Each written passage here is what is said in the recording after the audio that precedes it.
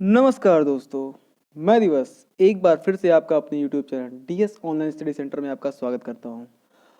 आज हम लोग स्टडी करेंगे सीटेट की ईवीएस का। ईवीएस में क्या कैसे सीटेट में ईवीएस किस तरह से पूछता है। तो ईवीएस का सिलेबस तो आप लोगों को पता ही होगा कि 15 क्वेश्चन जो एनसीईआरटी से पूछता है, वो भी 3 4 5 की एनसीईआरटी से पूछता है और 15 क्वेश्चन पेडागोजी के आते हैं। तो जो 15 क्वेश्चन एनसीईआरटी से पूछता है उसको हम लोग इस वीडियो में कवर करेंगे और इसके साथ साथ कुछ आने वाली वीडियो में कवर करेंगे। तो देखते हैं कि क्या कैसे कैसे क्वेश्चन इसमें आते हैं और क्या क्या पूछता है।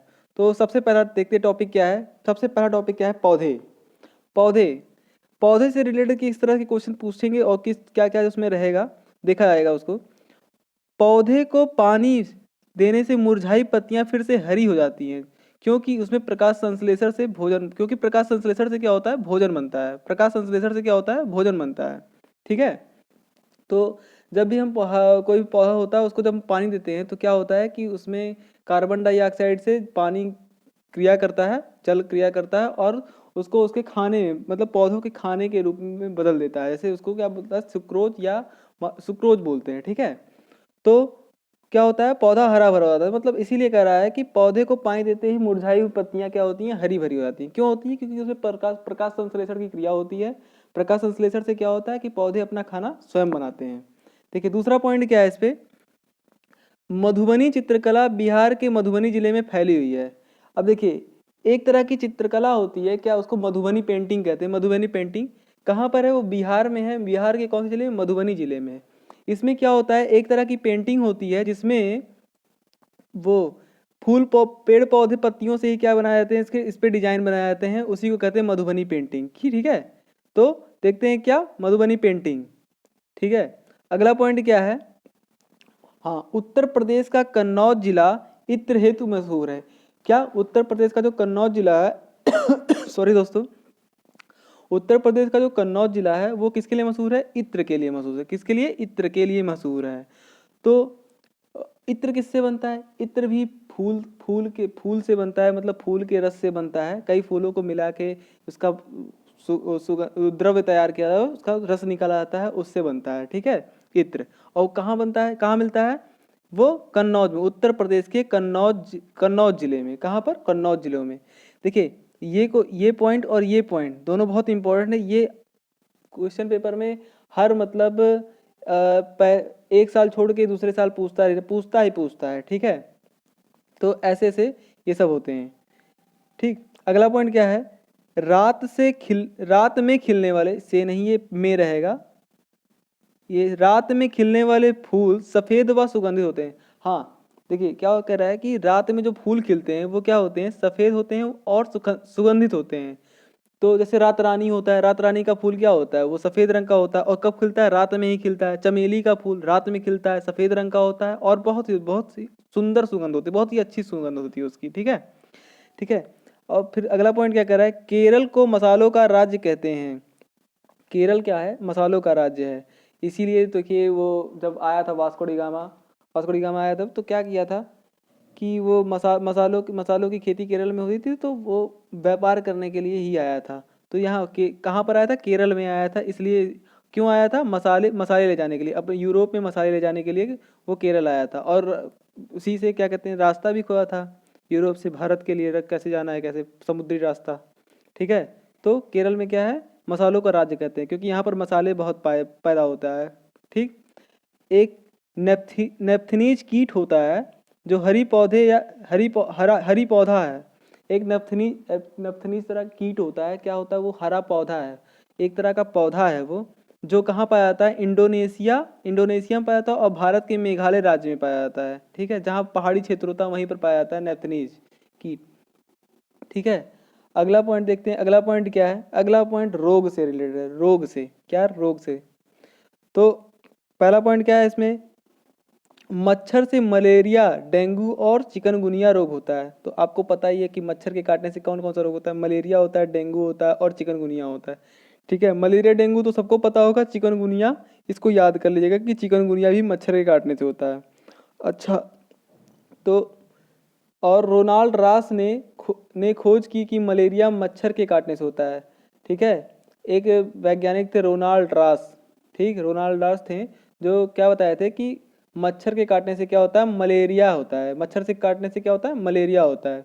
और मलेरिया जो होता है, मलेरिया मादा एनाफिलीज मच्छर के काटने से प्लाज्मोडियम नामक प्रोटोजोवा से होता है। मलेरिया कैसे होता है, एक एनाफिलीज मच्छर होता है जिसके काटने से एक प्रोटोजोवा बनता है। कौन सा प्रोटोजोवा, क्या नाम है, प्लाज्मा डोइडियम, प्लाज्मोडियम।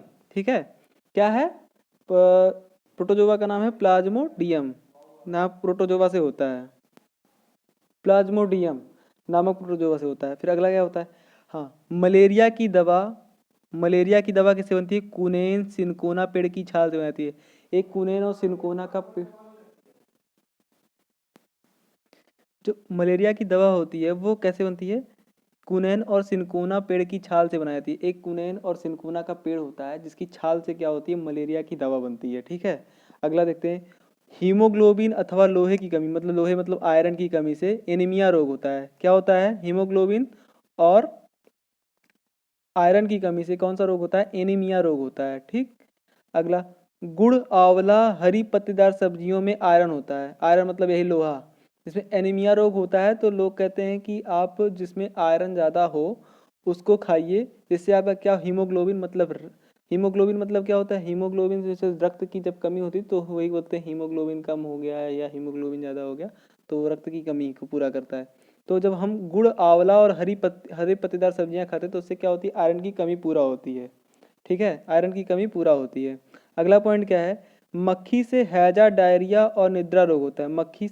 मक्खी भी रोग फैलाती है, जैसे मच्छर रोग फैलाता है वैसे मक्खी भी रोग होता है, हैजा होता है, डायरिया होता है और निद्रा रोग होता है। ठीक, तो आगे चलते हैं, आगे देखते हैं क्या है आगे। अब देखिए, तीसरा तीसरा पॉइंट है, और तीसरा पॉइंट है तो इसमें देखते हैं कि किसके बारे में बताया, जंतु के बारे में यहाँ बताया गया है, जंतु के बारे में। ये जो पहला पॉइंट है इसका बहुत इंपॉर्टेंट पॉइंट है, बहुत इंपॉर्टेंट पॉइंट है, ये हर साल पूछता है एग्जाम में। तो आइए देखते हैं कि ये पॉइंट क्या कहता है। हाथी झुंड में रहते हैं, क्या होते हैं, हाथी झुंड में रहते हैं। एक बड़ी हाथी एक दिन में 100 किलो से ज़्यादा पत्तियां खा लेता है। क्या होता है, हाथी जो होते हैं वो झुंड में रहते हैं, और जो बड़ी हाथी होती है वो एक दिन में 100 किलो पत्तियां खा लेता है। एक दिन में कितना, 100 किलो पत्तियां खा लेता है। केवल और क्या करता है, दो केवल से दिन भर में मतलब 24 घंटे में केवल वो 2 से 4 घंटे सोता है, 2 से 4 घंटे सोता है।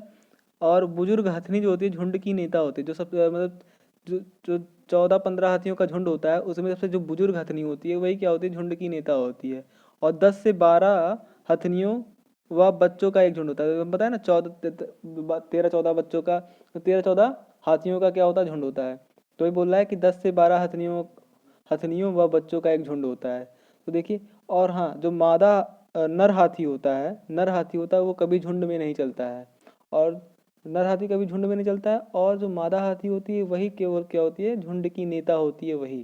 ठीक, आगे बढ़ते हैं, आगे अगला पॉइंट क्या कहता है, हाँ, अगला पॉइंट कह रहा है कि जिन जीवों के कान दिखाई नहीं पड़ते हैं, मतलब जिन जीवों के कान क्या होते हैं, दिखाई नहीं पड़ते हैं, और शरीर पर बाल नहीं होते हैं, वह क्या देता है, वो अंडे देता है। क्या करता है, वो अंडे देता है। जैसे देख लीजिए, सांप का कान नहीं दिखाई देता है तो वो क्या देता है, अंडे देता है। छिपकली के भी कान नहीं दिखाई देते हैं और शरीर पे बाल भी नहीं होता, तो क्या देती है, अंडे देती है। तथा जिन जीवों के कान, ये कौन लिखा है, ये कान है, कान, जिन जीवों के कान दिखाई पड़ते तथा शरीर पे बाल होते हैं वह बच्चे देते हैं। ठीक है, वह बच्चे देते हैं। जैसे देखिए, गाय देख लीजिए, गाय के कान भी बाहर दिखाई देते हैं, और वो उसके शरीर पे जब आप सहलाएंगे तो उसको पता चलेगा कि इसके हाँ अंदर बाल है। कुत्ता हो गया, तो जिनके बाल दिखाई देते हैं, बाल होते हैं और कान दिखाई देते हैं, वो क्या देते हैं, बच्चे देते हैं। ठीक, आगे बढ़ते हैं कि आगे क्या होता है, गिलहरी के दांत हमेशा बढ़ते रहते हैं लेकिन घिसने तथा कुतरने से छोटे हो जाते हैं। गिलहरी देखिए, कभी गिलहरी देखे हो तो उसमें देखेंगे कि उसके 2 दांत होते हैं आगे की तरफ, वो हमेशा क्या होते हैं, निकले रहते हैं। तो वो क्या करती है कि वो किसी चीज़ को कुतरती है या हमेशा घिसती रहती है कि इससे उसके दांत छोटे होते हैं, क्योंकि वो बढ़ते जाता है, वो डेली हमेशा की तरफ हमेशा बढ़ता रहता है। तो जब बढ़ जाएगा तो काफ़ी उसको दिक्कत होने लगती है, इसलिए वो हर चीज़ को कुतरती है, काटना चाहती है। और गिलहरी की तरह ही एक होता है चूहा। क्या होता है, चूहा। चूहा भी हमेशा कुतरते रहते, क्यों, क्योंकि उनके दांत हमेशा बढ़ते रहते हैं। ठीक है, आगे देखते हैं, आगे अगला पॉइंट क्या कहता है। अगला पॉइंट क्या कहता है, गीजू भाई एक प्रसिद्ध शिक्षा शास्त्री थे। उन्होंने नर्सरी व प्राथमिक छात्रों की शिक्षा में महत्वपूर्ण भूमिका निभाई। गीजू भाई क्या कहते थे, एक पेड़ पौधे जो जंतुओं पे कहानियाँ लिखते थे, जिसमें नर्सरी और प्राथमिक में पढ़ाने के लिए काम आते थे। और गीजू भाई बधिका, इनका पूरा नाम क्या है, गीजू भाई बधेका। ये कहाँ के थे, बधेका। ये कहाँ के थे, गुजरात के थे। कहाँ के थे, ये गुजरात के थे। ठीक है, गीजू भाई बधेका कहाँ के थे, गुजरात के।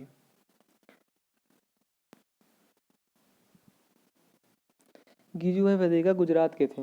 अगला पॉइंट देखते हैं, अप्रैल के महीने में पक्षी घोंसला बनाकर अंडे देती है। अप्रैल महीने में क्या करती है, पक्षियाँ जितनी होती हैं वो अप्रैल महीने में क्या करती हैं, घोंसला बनाती हैं और अंडे देती हैं। आगे चलते हैं, आगे देखिए क्या पॉइंट है आगे, अगला पॉइंट। हाँ, जंतु में आगे पॉइंट क्या कहता है, पक्षी देखने हेतु अपनी गर्दन को ज़्यादा घुमाते हैं क्योंकि उनके आँखों की पुतलियाँ घूम नहीं सकती। हाँ, देखते होंगे कोई भी पक्षी होता है जो उड़ता है, मतलब जैसे कौवा हो गया, उल्लू हो गया, जो भी है, आप तोता हो गया, वो सब की आँख की पुतलियाँ घूमती नहीं, इसलिए वो हमेशा अपनी गर्दन घुमा घुमा के देखते हैं। ठीक है, तो पक्षियों के क्या होता है, गर्दन नहीं घूमती है, इसलिए वो गर्दन घुमाते हैं। क्यों, क्योंकि उनकी आँखों की पुतलियाँ घूम नहीं सकती है। मैना झटके से अपनी गर्दन घुमाती है। ठीक है, मैना क्या करती है, झटके से अपनी गर्दन घुमाती है। और उल्लू अपनी गर्दन को 270 डिग्री तक घुमा लेता है। क्या करता है, उल्लू क्या है, अपनी गर्दन को 270 डिग्री तक घुमा लेता है। ये क्वेश्चन बहुत कंफ्यूज करता है कि उल्लू कितना घुमा लेता है। इसे लगता है कि उल्लू पूरा, लोग कहते हैं कि 360 घुमा लेता है, पूरा आगे तक उसका आता है, लेकिन 360 पूरा नहीं होगा, 270 डिग्री तक घुमा लेता है। और ये मैना वाला जो है, मैना वाला क्वेश्चन तो ये पिछले साल 2019 दिसंबर में जो पेपर हुआ था उसमें आया था कि सबसे झटके से गर्दन कौन घुमाती है, तो उसका आंसर क्या होता, मैना। लोग उल्लू लगा दिए थे, कई लोग उल्लू लगा दिए थे, और उल्लू लगाते ही वो उल्लू बन गए थे। तो आगे चलते हैं अब। उल्लू को उल्लू को रात में व्यक्ति या वस्तु का रंग सफेद व काला दिखाया था। देखिए, उल्लू रात में देख सकता है, लोग कहते हैं ना उल्लू रात में देखता है, तो उसको जो भी चीज़ दिखाई देती है वो क्या होती है, सफ़ेद और काले रंग में दिखाई देती है, सफ़ेद और काले रंग में दिखाई देती है। और रात में जागने वाले जितने भी जानवर होते हैं उनको सब चीज़ क्या होता है, सफ़ेद व काला दिखाई देता है। सारी चीज़ क्या होती है, सफ़ेद और काला दिखाई देती है। ठीक है, रात में जागने वाली चीज़, जानवरों के हर चीज़ सफ़ेद व काला दिखाई देती है। उल्लू क्या होता है, रात में जगता है, इसलिए उसको भी सफ़ेद और काला दिखाई देता है। चील, बाज व गिद्ध मानव से 4 गुना ज़्यादा तेजी तक देख लेते हैं। मतलब जितना मानव देखता है उससे ज़्यादा, 4 गुना ज़्यादा चील, गिद्ध और बाज, ये तीनों जो पक्षी होते हैं वो ज़्यादा देखते हैं। अगला क्या पॉइंट है, अगला पॉइंट है, बाघ अंधेरे में मनुष्य की तुलना में 6 गुना ज़्यादा देखता है।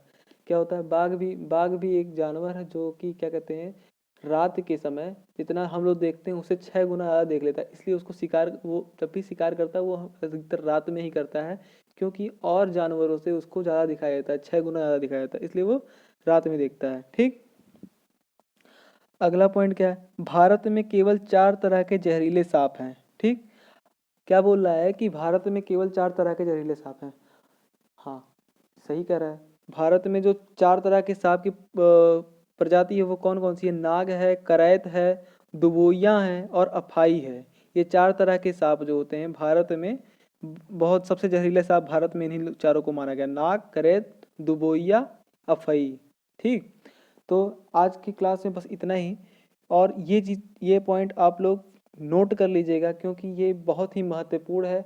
आपको एग्ज़ाम में ज़रूर से ज़रूर देखने को मिलेंगे, और आने वाले 2-4 वीडियो में इससे मतलब पूरे एनसीईआरटी को मैं कवर कर दूंगा, जिससे कि आपके जो 15 क्वेश्चन हो वो गलत ना हो। ठीक है, तो अगर वीडियो पसंद आई हो तो कमेंट करके बताएं कि अब हमारी वीडियो कैसी आपको लगी, और लाइक करें, सब्सक्राइब करें हमारे चैनल को, और ज़्यादा से ज़्यादा अपने दोस्तों को शेयर करें। बहुत बहुत धन्यवाद।